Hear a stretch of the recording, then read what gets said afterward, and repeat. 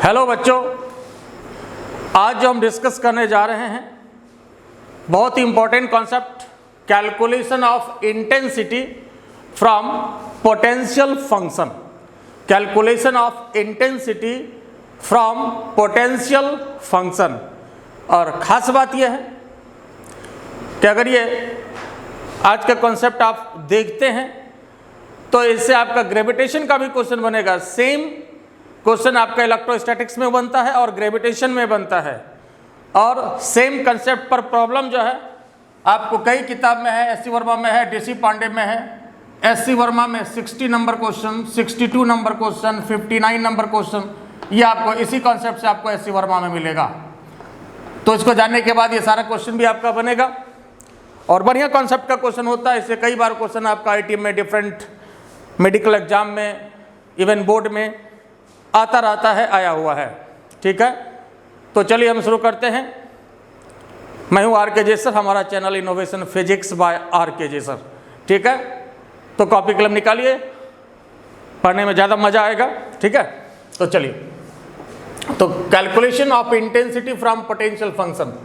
तो देखिए, मान लीजिए, और इसमें देखिए हमने कहीं कोई इलेक्ट्रिक वर्ड यूज नहीं किया है। Calculation of intensity from potential function, इसलिए कि ये कॉन्सेप्ट, ये क्वेश्चन इलेक्ट्रिक इंटेंसिटी के लिए भी है और ग्रेविटेशनल इंटेंसिटी के लिए भी है, दोनों के लिए है। इसलिए इंटेंसिटी और पोटेंशियल हमने सिर्फ लिखा है। तो मान लीजिए हमारे पास जैसे दिया हुआ है potential function, if potential function is given, potential function is given, suppose y equal to, potential को चलिए हम यहाँ v मान लेते हैं, और x y z,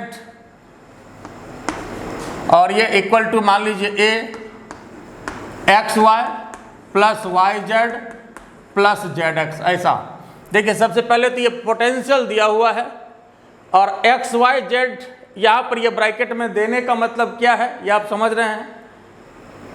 मतलब यह है कि पोटेंशियल x y z के टर्म में दिया हुआ है। ऐसे भी देखिए ऑलरेडी इसमें x y z तो है ही, तो स्वाभाविक है कि पोटेंशियल यहाँ पर x y z के टर्म में ही है। तो ये यही मतलब x y z का है, बाकी x y z को फिर समझने की जरूरत नहीं है। आप डायरेक्ट v इक्वल टू इतना लिख सकते हैं, a x y plus y z और plus z x, a x y plus y z और प्लस z x, आप ऐसा लिख सकते हैं। ठीक है, फिर देखिए साहब, ये पोटेंशियल फंक्शन आपको दिया हुआ है और हमको इंटेंसिटी चाहिए। अब इंटेंसिटी का जो क्वेश्चन इसमें बनता है, क्योंकि इंटेंसिटी कैसी क्वांटिटी है, स्केलर या वेक्टर। इंटेंसिटी वेक्टर क्वांटिटी है, इसलिए क्वेश्चन आपको जो पूछ सकता है कि इंटेंसिटी x डायरेक्शन में क्या होगा ये बताइए। फिर पूछ सकता है इंटेंसिटी y डायरेक्शन में क्या होगा ये बताइए। फिर पूछ सकता है इंटेंसिटी z डायरेक्शन में क्या होगा ये बताइए। तो x डायरेक्शन में क्या होगा, y डायरेक्शन में क्या होगा और z डायरेक्शन में क्या होगा ये बताइए। तीनों डायरेक्शन में पूछ सकता है। फिर आपसे पूछा जा सकता है कि रिजल्टेंट इंटेंसिटी क्या होगा। तो इसमें इतने तरह का क्वेश्चन बनता है, हम सब पर बारी बारी से बात करेंगे। तो आइए, सबसे पहले हम बात कर रहे हैं इसमें कि इंटेंसिटी इन x डायरेक्शन। अब इलेक्ट्रिक की बात कर रहे हैं तो हम इलेक्ट्रिक लिख देते हैं, लेकिन ये किसी के लिए भी है। Intensity in x direction. अब बताइए आपके पास तरीका क्या है कि अगर x डायरेक्शन में जैसे इंटेंसिटी को निकालना है, अगर सिंपली ये कहें कि इंटेंसिटी निकालना है और पोटेंशियल दिया हुआ है, तो कैसे निकालते हैं। अगर पोटेंशियल को डिफरेंशिएट करें तो इंटेंसिटी मिलता है, पोटेंशियल को डिफरेंशिएट करें तो इंटेंसिटी मिलता है। तो यहाँ देखिए E की जब हम बात करेंगे तो E के लिए हम फॉर्मूला जानते हैं, क्या जानते हैं, माइनस dv अपॉन dr। जरा ध्यान दीजिए। अब तो पहले तो अगर x डायरेक्शन की बात करेंगे तो यहाँ पर ex इंडिकेट कर देते हैं, और r का मतलब डिस्टेंस। जब x डायरेक्शन की बात करेंगे तो अब r को भी हम यहाँ पर x बना देते हैं, dv अपॉन dx और निगेटिव साइन भी होता है। और इंटेंसिटी कैसी क्वांटिटी है? वेक्टर क्वांटिटी है। तो इंटेंसिटी एक्स डायरेक्शन में निकालने के लिए क्या करना पड़ेगा? पोटेंशियल को डिफरेंशिएट अगर किया जाए किसके रेस्पेक्ट में साहब? एक्स के रेस्पेक्ट में, तो क्या मिलेगा? इंटेंसिटी मिलेगा। किस डायरेक्शन में मिलेगा? एक्स डायरेक्शन में।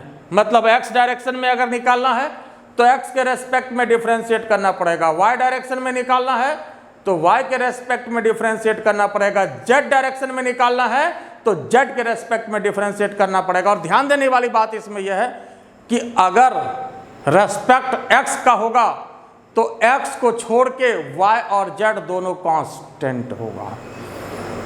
जब y के रेस्पेक्ट में हम डिफरेंशिएट करेंगे, फिजिक्स यही है, समझिए इस लाइन को, बस यही एक लाइन यहाँ पर फिजिक्स है।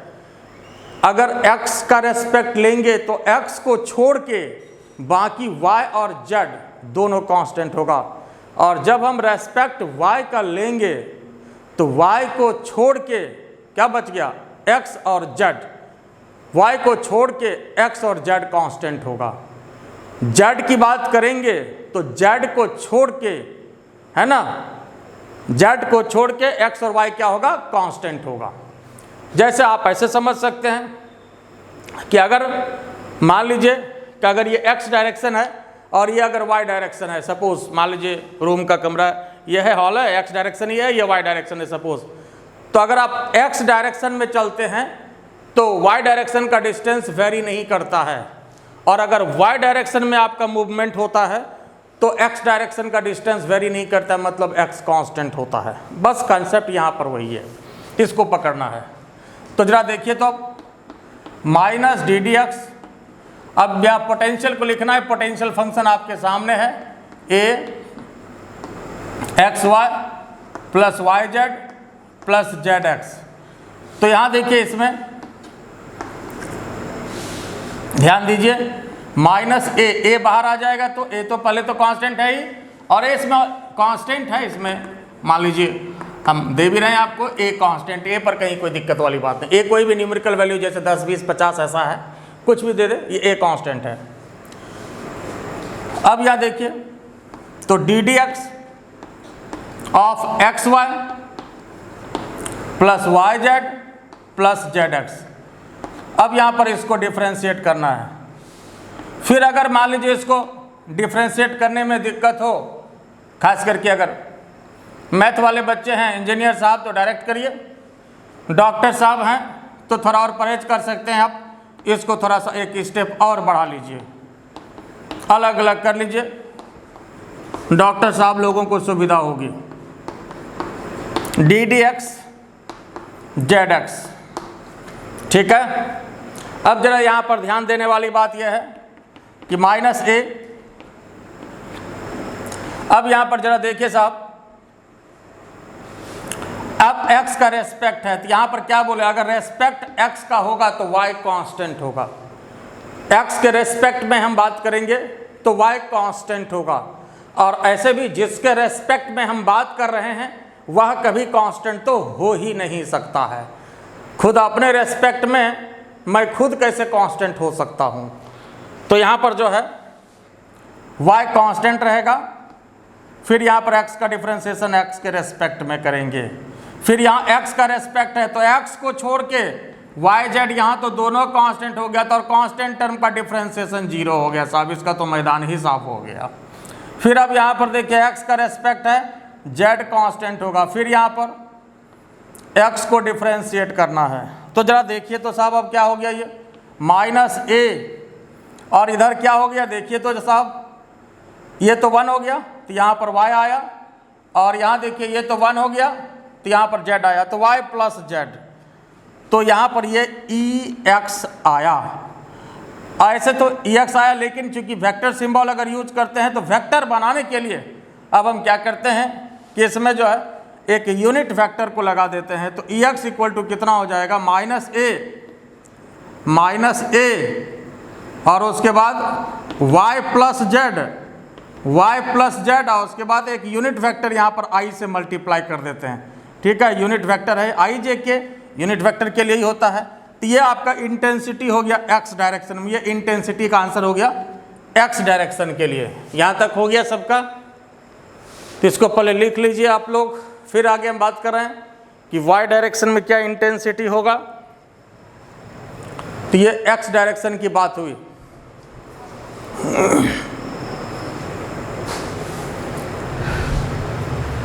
ये सबका हो गया यहाँ तक, यहाँ तक लिखा हुआ हो गया।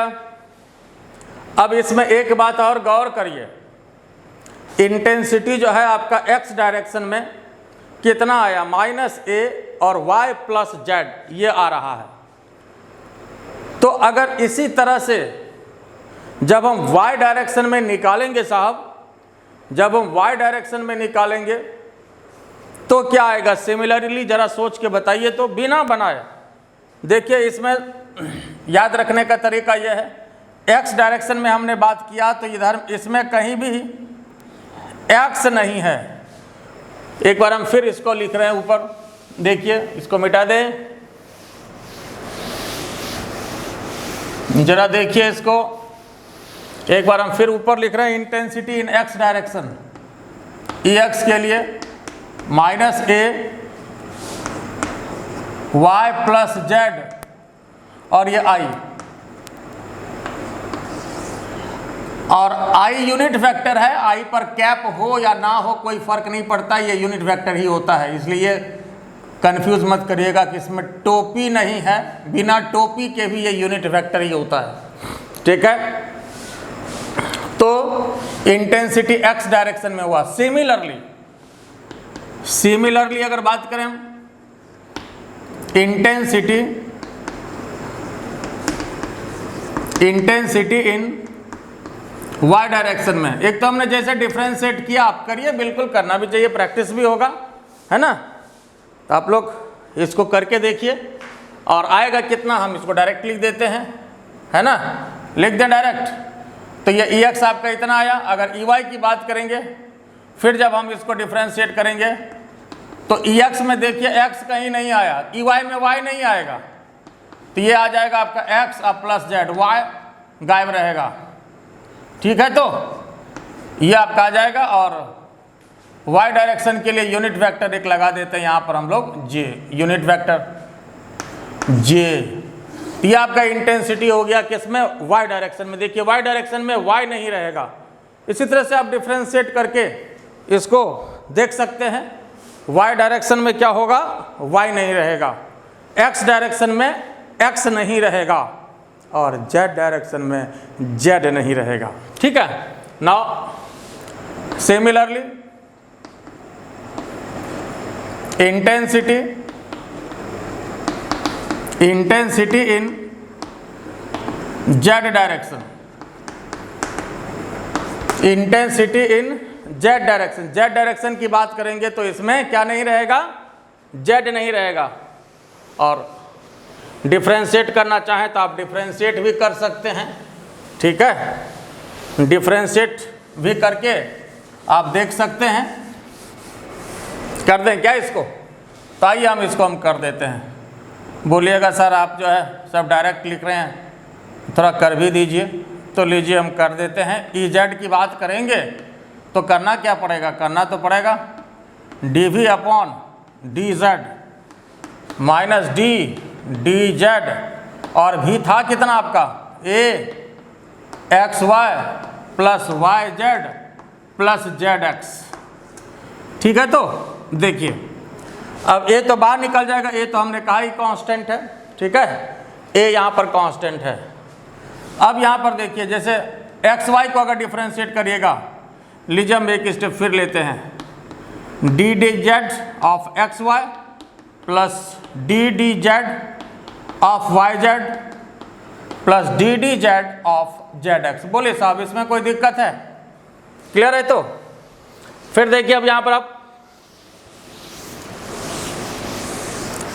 लिखने का तरीका तो हम डायरेक्ट बता रहे हैं, बता ही चुके हैं, लेकिन हम आप लोग को डिफ्रेंशिएट भी कर देते हैं। आप लोग भी बाल बच्चेदार आदमी है, कहिएगा सर नहीं कर रहे हैं, तो लीजिए इसको भी करते हैं। देखिए माइनस ए, अब एक्स वाई को डिफ्रेंशिएट करना जेड के रेस्पेक्ट, हमने क्या कहा, जिसके रेस्पेक्ट में बात करेंगे उसको छोड़ के बाकी कांस्टेंट, मतलब ये हुआ कि अगर कोई पार्टिकल जेड डायरेक्शन में जाए तो जेड को छोड़ के वाई जेड कांस्टेंट होगा। इसलिए कि जैसे मान लीजिए कोई पार्टिकल जेड डायरेक्शन मतलब ऊपर जा रहा है सीधा, तो एक्स डायरेक्शन में कुछ भी डिस्टेंस कवर नहीं कर रहा, वाई डायरेक्शन में कुछ भी डिस्टेंस कवर नहीं कर रहा। तो कंसेप्ट ये है, मैथमेटिक्स में भी सिंपल यही कॉन्सेप्ट है, ठीक है। तो यहाँ देखिए, तो यहाँ पर जेड का रेस्पेक्ट है तो एक्स वाई तो दोनों कांस्टेंट हो गया, तो इसका तो मैदान ही साफ हो जाएगा। अब यहाँ पर जेड का रेस्पेक्ट है तो वाई कांस्टेंट होगा, वाई को बाहर निकाला, लेकिन जेड का डिफरेंशिएशन जेड के रेस्पेक्ट में तो 1 होगा साहब। फिर यहाँ पर देखिए जेड का रेस्पेक्ट है तो इसमें एक्स कांस्टेंट हो जाएगा, फिर एक्स बाहर निकलेगा, फिर जेड को डिफरेंशिएट करना है जेड के रेस्पेक्ट में तो कितना हो जाएगा साहब 1 हो जाएगा। बिल्कुल ठीक बात है। अब देखिए यहाँ पर ई जेड कितना आ गया साहब -a और वाई प्लस एक्स। और ये तो हमने कहा ही कि जेड डायरेक्शन में जेड कहीं नहीं आएगा, ये याद रखने का तरीका ऐसे है। ऑब्जेक्टिव क्वेश्चन अगर आप सॉल्व करेंगे तो आपको डायरेक्ट याद रखना है। और यहाँ पर यूनिट वेक्टर बनाने के लिए क्या करना पड़ेगा साहब, तो इसको यहाँ पर k से मल्टीप्लाई कर दीजिए, तो ये जो आपका हुआ intensity in Z direction, intensity in Z direction. तो ये पहले तो चूंकि इंटेंसिटी वेक्टर क्वांटिटी है, इस वजह से अलग अलग डायरेक्शन में भी क्वेश्चन पूछा जा सकता है, जो हमने डिस्कस किया। कोई तकलीफ इसमें, यहाँ तक ठीक है? तो है ना, कोई केस कास करना हो, दिक्कत हो तो आप कर सकते हैं, मैसेज भी करके कर सकते हैं। तो चलिए, तो ये हुआ ई जेड, तीनों तो अलग अलग डायरेक्शन में इंटेंसिटी निकाल लिए। लेकिन अगर क्वेश्चन पूछे कि रिजल्टेंट इंटेंसिटी क्या होगा, या अगर क्वेश्चन पूछे कि सिर्फ इंटेंसिटी दे, कोई डायरेक्शन नहीं दे, इसका मतलब है कि रिजल्टेंट ही आपसे पूछ रहा है। अगर क्वेश्चन कुछ नहीं लिखता है तो इसका मतलब है कि रिजल्टेंट ही आपसे पूछ रहा है। और रिजल्टेंट वर्ड यूज कर दिया तो बहुत अच्छी बात है, नहीं भी किया तो कोई बात नहीं। तो अगर यहाँ पर रिजल्टेंट इंटेंसिटी पूछे तो अब क्या करना पड़ेगा, जरा बताइए तो साहब। रिजल्टेंट इंटेंसिटी के लिए तो ये आप लोग लिख चुके हैं सभी। तो यहाँ देखिए, जब हम रिजल्टेंट की बात करेंगे, हम इधर लिख रहे हैं पहले, तो रिजल्टेंट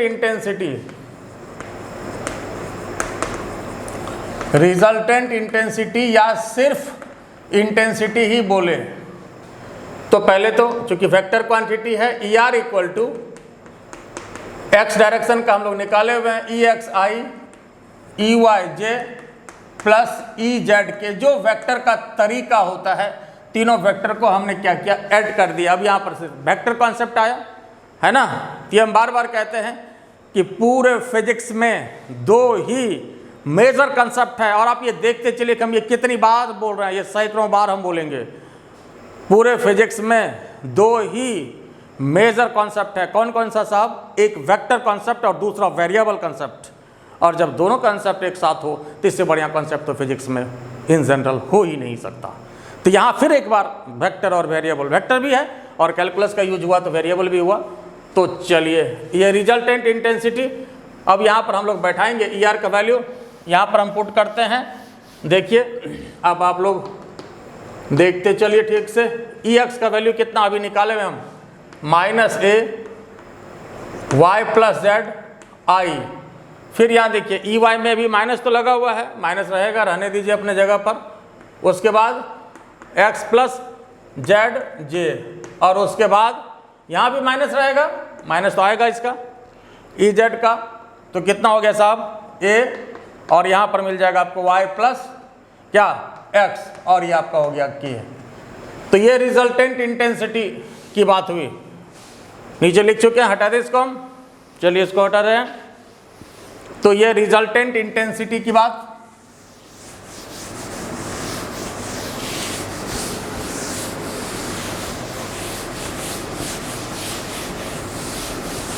यहाँ पर देखिए रिजल्टेंट इंटेंसिटी वाली बात हुई। एक बार हम इसको इधर हम फिर लिख दे रहे हैं, ई आर रिजल्टेंट है -a।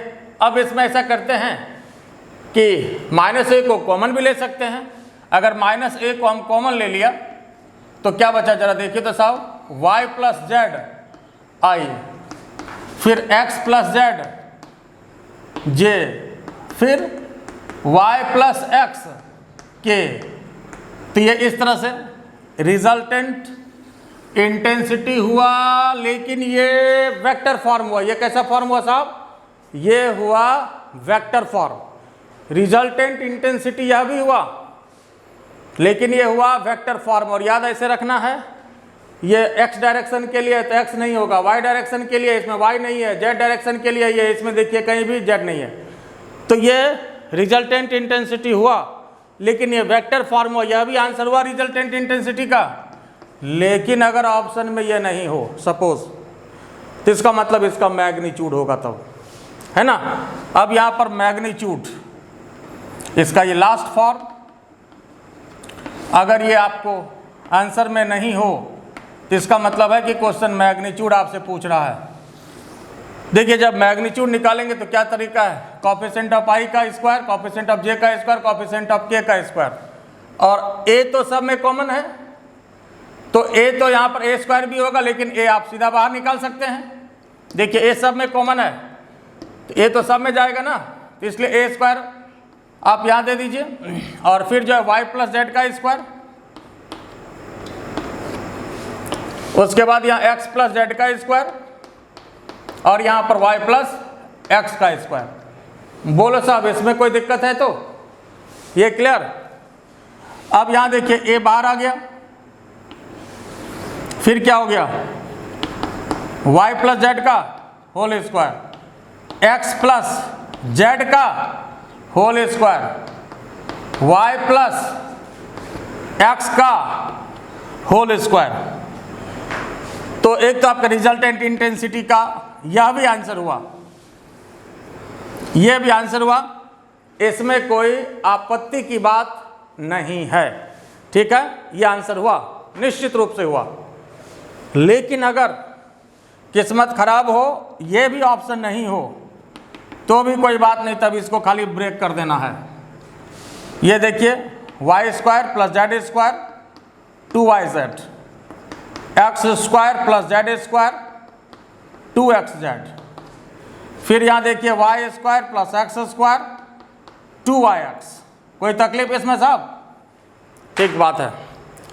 अब यहाँ पर देखिए, तो यहाँ पर ये a, अब जरा गौर से देखिएगा, वाई स्क्वायर इसमें 2 मिलेगा, एक्स स्क्वायर भी 2 मिलेगा, और जेड स्क्वायर भी 2 मिलेगा, तो 2 common, x square plus y square plus z square.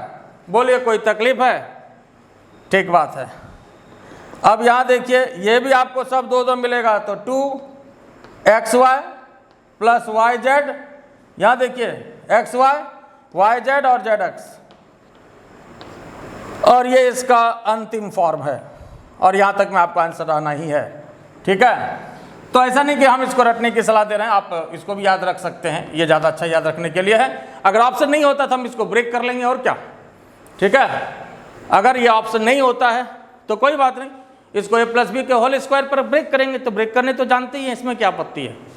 और यही क्वेश्चन जो आपको SC वर्मा में दिया हुआ है, उसमें क्या क्या है, SC वर्मा में जो क्वेश्चन आपको दिया हुआ, a का मान कुछ दे दिया, मान लीजिए 10 दे दिया है, इंटेंसिटी निकालिए। क्वेश्चन आपका यह ऐसे दिया है, फाइंड आउट इंटेंसिटी कब, जब a 10 दे दिया है और x बराबर 1, y बराबर 1, z बराबर 1, इस टाइप से क्वेश्चन दिया है। तो देखिए अब अगर आपको ये वाला फॉर्म याद है तो आराम से खाली आप इसमें बैठा दीजिए, आपका आंसर मिल गया। a 10 हो गया, सब 1 1 है, 1 प्लस 1 2 का स्क्वायर, 1 प्लस 1 2 का स्क्वायर, 1 प्लस 1 2 का स्क्वायर, तो कितना हो गया साहब जरा देखिए तो, बोलिए 4 4 4, तो कितना हो गया 10 रूट 4 4 8 4 12, 10 रूट 12। और अगर आप करना चाहें तो रूट 12 जैसे है तो 4 × 3, इसका तो 2 आ जाएगा, तो 20 root 3। This is your answer. अब वोल्ट यूनिट जो भी हो, वोल्ट पर मीटर हो, न्यूटन पर कूलम, दोनों दे सकते हैं। तो ये आपका फाइनल आंसर। यही क्वेश्चन आपको एस सी वर्मा में दिया हुआ है और कई बुक में आपको दिया हुआ है। और ये क्वेश्चन आप ऑलरेडी जो है आईटी में पूछ चुका है, उसमें ये लास्ट फॉर्म था, ये वाला जो फॉर्म है, लास्ट वाला फॉर्म, ये आपका जो है आईटी में ये क्वेश्चन पूछ चुका है। तो इस तरह से अब आपका इस टाइप का कोई भी क्वेश्चन इसमें बनेगा तो ये बात अब क्लियर हो गया। तो इसको पहले आप लिख लीजिए और फिर जो है अभी हम डिस्कस करने जा रहे हैं इलेक्ट्रोस्टैटिक पोटेंशियल। इसको लिख लीजिए, तो हम साइड हटते हैं, इसको लिखिए, फिर इलेक्ट्रोस्टैटिक पोटेंशियल।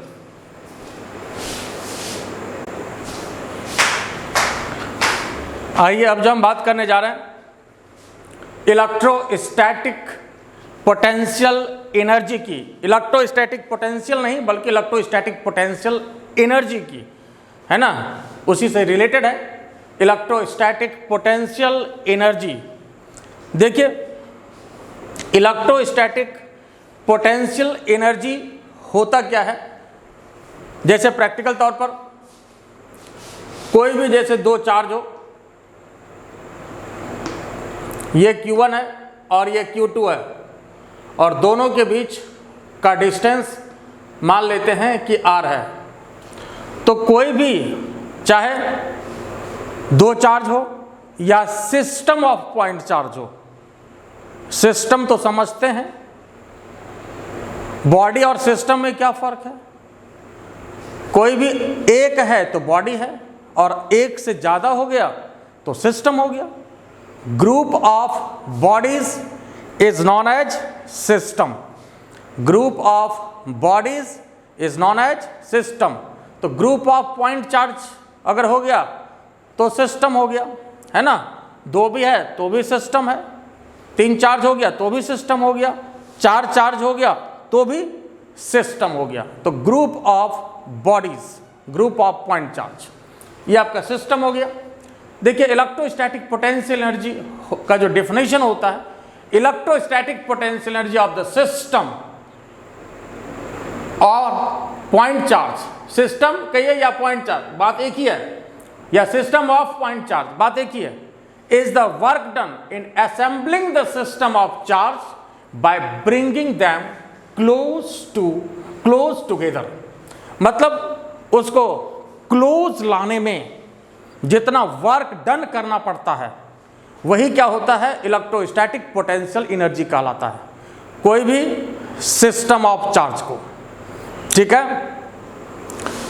क्लोज लाने में जितना वर्क डन करना पड़ता है वही होता है इलेक्ट्रोस्टैटिक पोटेंशियल एनर्जी। और ये स्केलर क्वांटिटी है, हालांकि ये पॉजिटिव भी हो सकता है और निगेटिव भी हो सकता है, दोनों हो सकता है, पॉजिटिव भी हो सकता है, निगेटिव भी हो सकता है, और इवन ये जीरो भी हो सकता है। और देखिए electrostatic potential energy due to more than two charge, अगर दो चार्ज से ज़्यादा हो, तीन हो, चार्ज हो, तो ये किसके बराबर होगा साहब, algebraic sum of EPE due to all distinct pair. किसके बराबर होगा ये, अलजेब्रिक सम ऑफ, अब algebraic sum of electrostatic potential energy due to all distinct pair.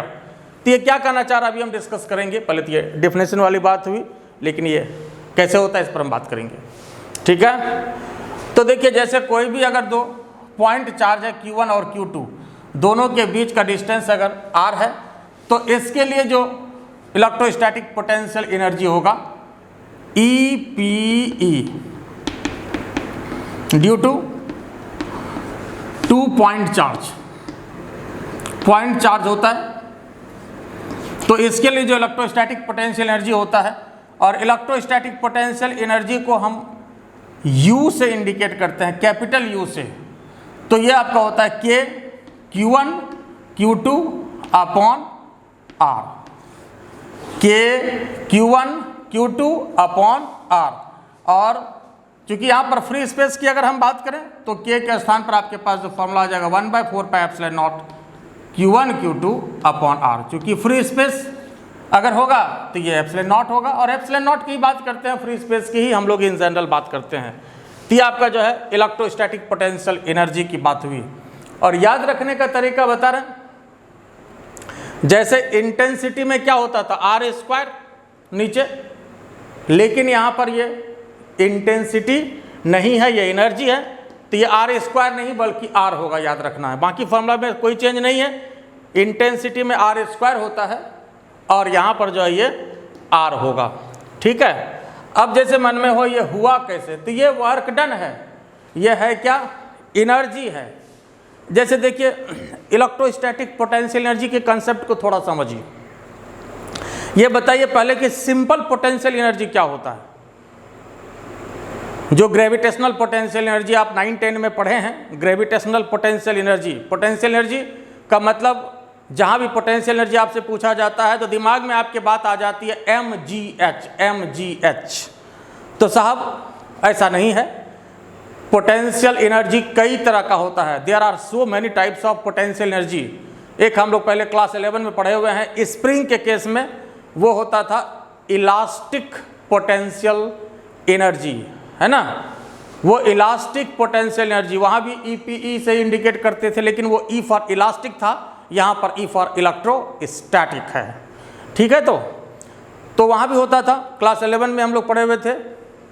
और यहाँ पर ये इलेक्ट्रोस्टैटिक पोटेंशियल एनर्जी, और 9-10 में पढ़े हुए हैं ग्रेविटेशनल पोटेंशियल एनर्जी जो mgh होता था। लेकिन देखिए कंसेप्ट सबका सिमिलर है। ग्रेविटेशनल पोटेंशियल एनर्जी क्या होता था, क्या होता है, तरीका क्या होता है। किसी भी बॉडी को, मान लीजिए ग्राउंड पर कोई ईंटा रखा हुआ है, आप उसको उठा करके आप छत पर ले जा करके रख दीजिए, ठीक है, किसी हाइट पर रख दीजिए,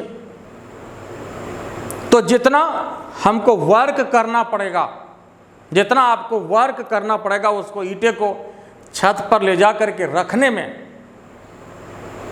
वही उस बॉडी में ग्रेविटेशनल पोटेंशियल एनर्जी के रूप में स्टोर होता है।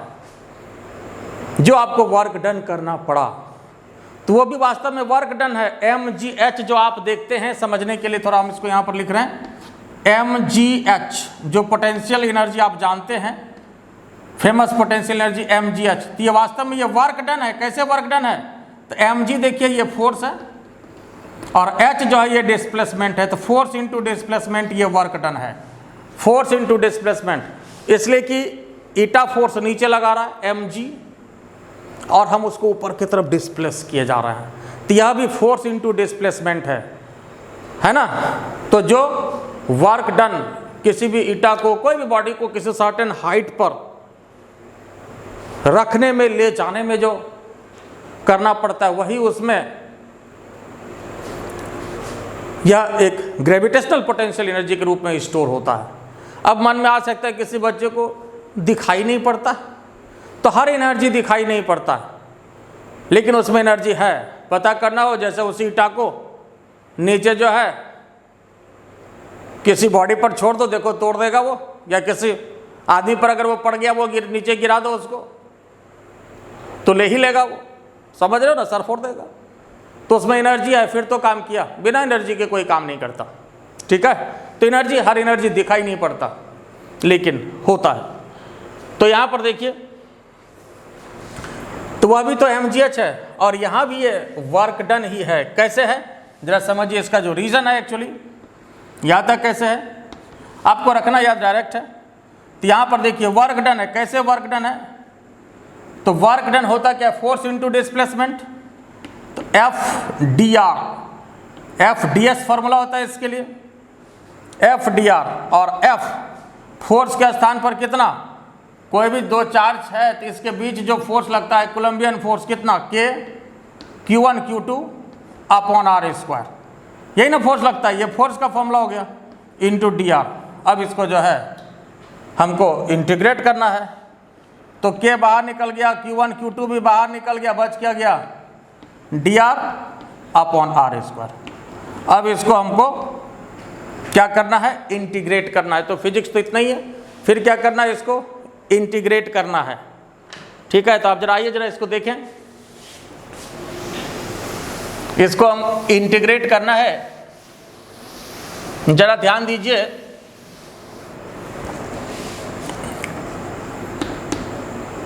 तो यहाँ पर ये K Q1 Q2 और ये ऊपर जाएगा r⁻⁻2 dr, यह हो जाएगा। आई बात समझ में? अब इसको यहाँ पर क्या करना है साहब, इंटीग्रेट करना है। अब यहाँ पर इसको हम लोग जनरल इंटीग्रेट करते हैं, ऐसे इन्फिनिटी से लाने की बात करते हैं, है ना। लेकिन हम यहाँ पर जनरल इंटीग्रेट कर लीजिए, यहाँ पे बात एक ही है। तो ये कितना हो जाएगा, पहले तो क्या तरीका होगा, r⁻⁻2 + 1, नीचे -2 + 1, ठीक है। तो देखिए इसको, और इन्फिनिटी से अगर लाने की बात करेंगे तो लिमिट बैठा दीजिए, कोई इन्फिनिटी से r तक। तो जो जनरल आपके पास होगा Q1 Q2, ये कितना हो गया r-1 और नीचे -1, तो कितना हो गया साहब, जरा देखिए तो, K Q1 Q2 और ये क्या हो जाएगा, ये माइनस यहाँ पर है, और ये r⁻⁻1 का मतलब क्या हो गया, 1/r और इन्फिनिटी से r, है ना। तो माइनस Q1 Q2 ये कितना आ गया, 1/r -1/∞। तो ये फैक्टर खत्म हो गया। इसलिए हमने कहा कि अगर लिमिट नहीं भी लगाते तो आपका यही आंसर आता, K Q1 Q2 और अपॉन r। और यही जो वर्क डन हुआ ना साहब, यही इलेक्ट्रोस्टैटिक पोटेंशियल एनर्जी के लिए होता है, K Q1 Q2 और अपॉन r।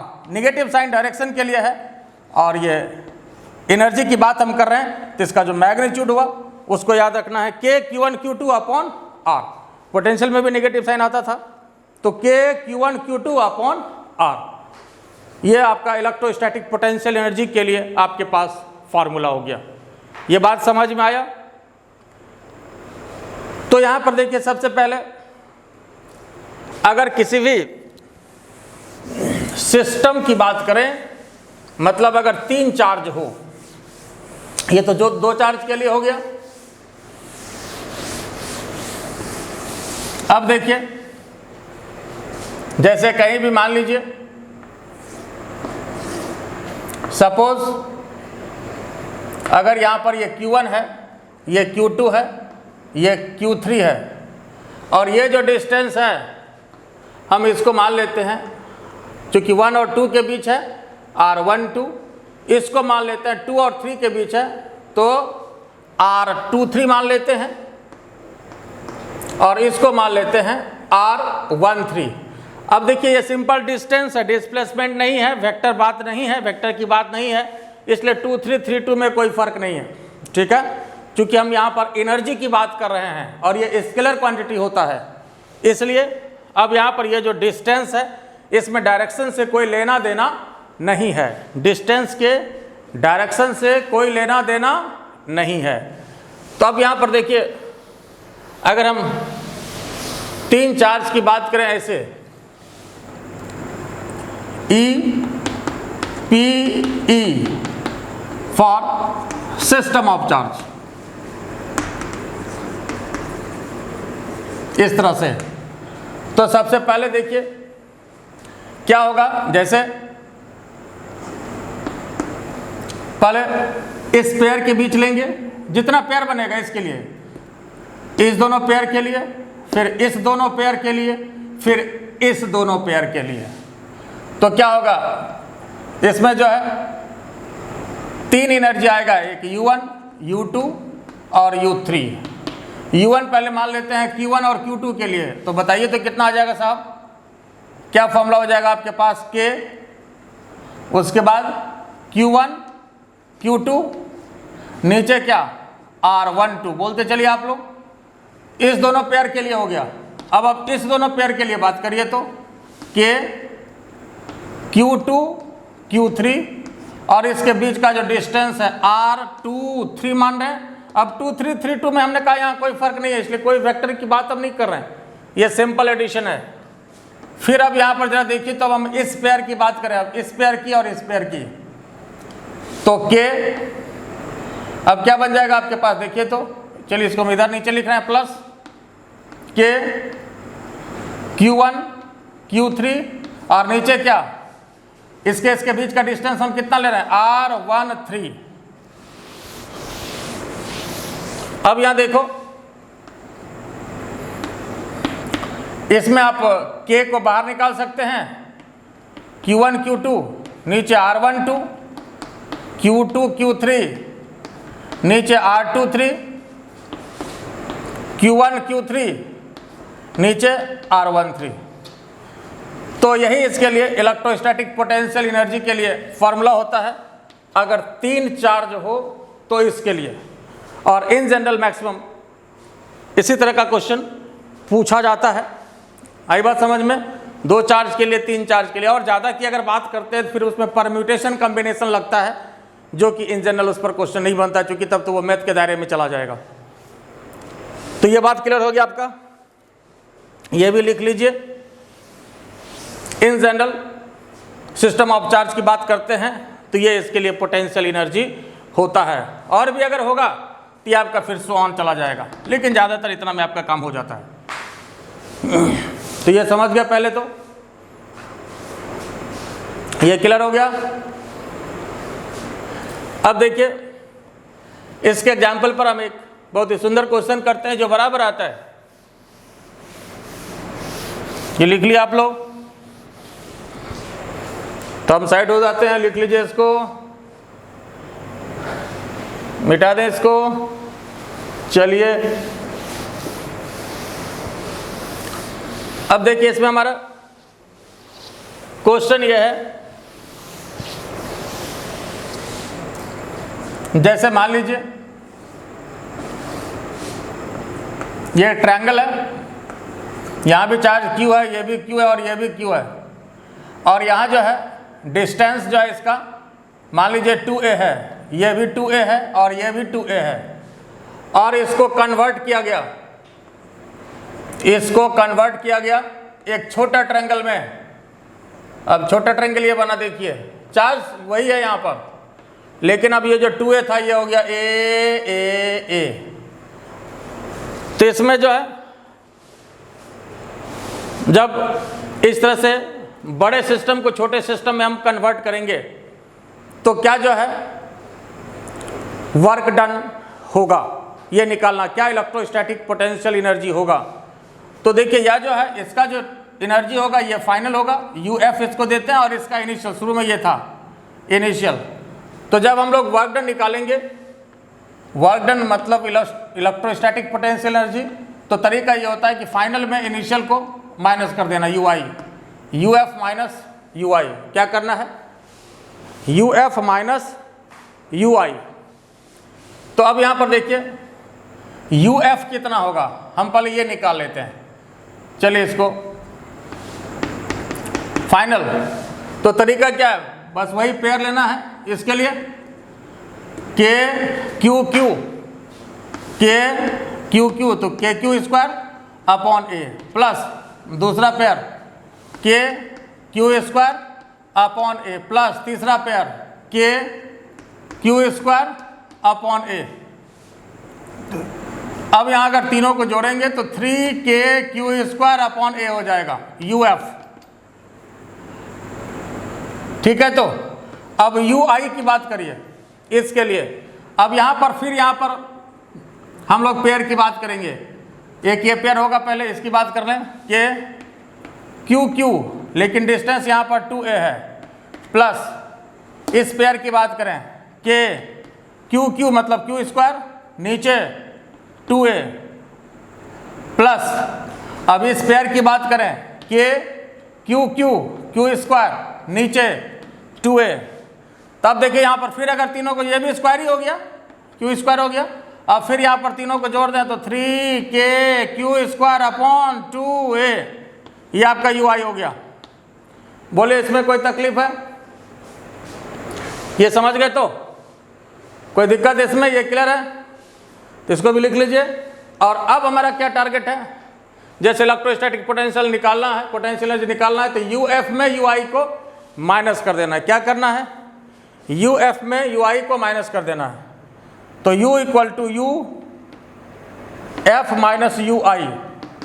तो UF अभी निकाले हुए थे K Q square upon a, minus करिए 3 के क्यू स्क्वायर अपॉन 2a, इसका एलसीएम लेना है कितना साहब, तो 2a हो जाएगा, तो 6 के क्यू स्क्वायर माइनस 3 के क्यू स्क्वायर, तो फाइनल आंसर इसका कितना हो गया, 6 में 3 गया, 3 के क्यू स्क्वायर अपॉन 2a, और ये इसका फाइनल आंसर हो गया इस क्वेश्चन का।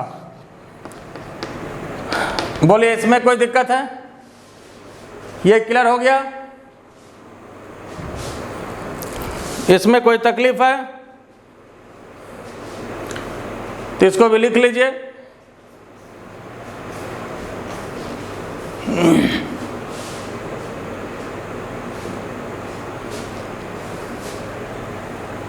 ये हो गया, इसको लिख लीजिए पहले। देखिए अब जो हम डिस्कस करने जा रहे हैं एक बहुत ही सुंदर क्वेश्चन, छोटा क्वेश्चन है लेकिन ये फिजिक्स केमिस्ट्री दोनों में पूछा जाता है। इलेक्ट्रोस्टैटिक पोटेंशियल एनर्जी का